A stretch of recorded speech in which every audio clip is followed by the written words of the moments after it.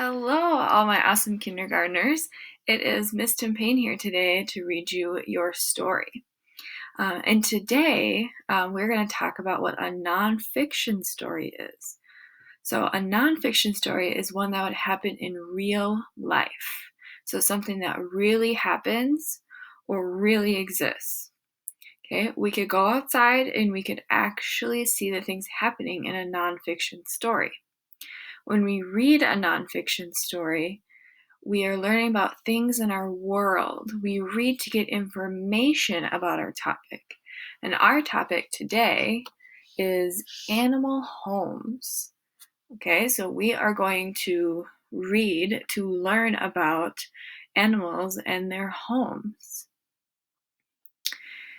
So we have 4 different animals here. Okay, so our title is called Animal Homes. We are wild animals. We live in homes called habitats. Each habitat meets our different needs. Come see where we live. And remember, a habitat is where an animal lives.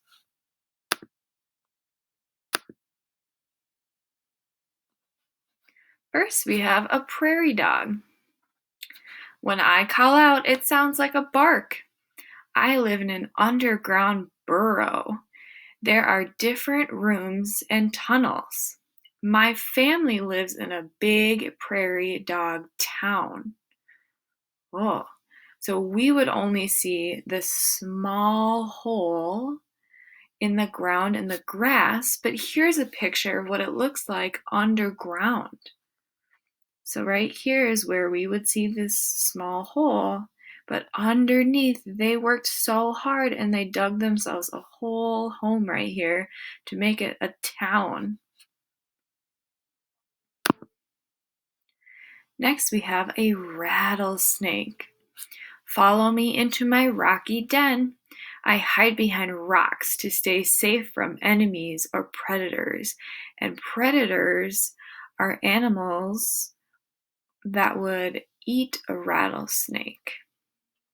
My scaly skin matches my surroundings. I shake my rattle when there is danger. And so, kind of like the burrow, this is all we would see from the ground. And something a little bit different from the burrow is that this one, you see lots of rocks and sand because that's where they like to live. And so their color of their skin kind of matches the ground so that they blend in more to get away from their enemies. Next, we have a clownfish. My home is in the warm ocean. A coral reef is the perfect habitat. There are many openings and cracks to hide in. I live with sea animals called anemones. Anemones feed and protect me. And so the anemones are these kind of like white, they kind of look like little strings sticking out of the bottom. This is perfect for the little clownfish to go and hide in there. And if you went snorkeling and you went swimming underwater, maybe you would see these and you could see the fish hiding in them. Lastly, we have a beaver. My home is called a lodge.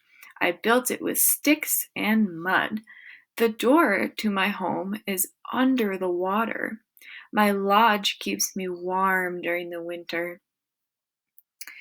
Some of you have maybe already seen one of these because we have a lot of them in Minnesota. They create them on rivers and lakes. And so they make giant piles of sticks, and the only way in is under the water. But you'll want to make sure to leave them alone since it is their home. Animals get what they want and need from their habitats. What is your habitat like? So if I thought what my habitat looks like, I live in a house. And some of you also live in a house or you live in an apartment.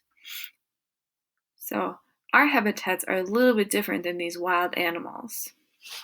So if we review this first picture here is called a burrow, and it's an underground hole or tunnel dug by an animal.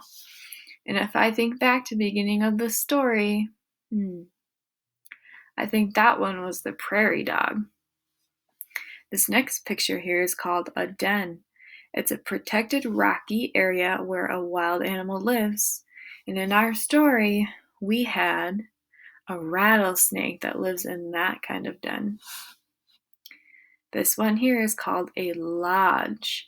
It's a beaver's house made of sticks and mud. The bottom picture here, we can see the water, and it's called a reef, a place in the ocean with rocks and coral, and this is the home of our little clownfish.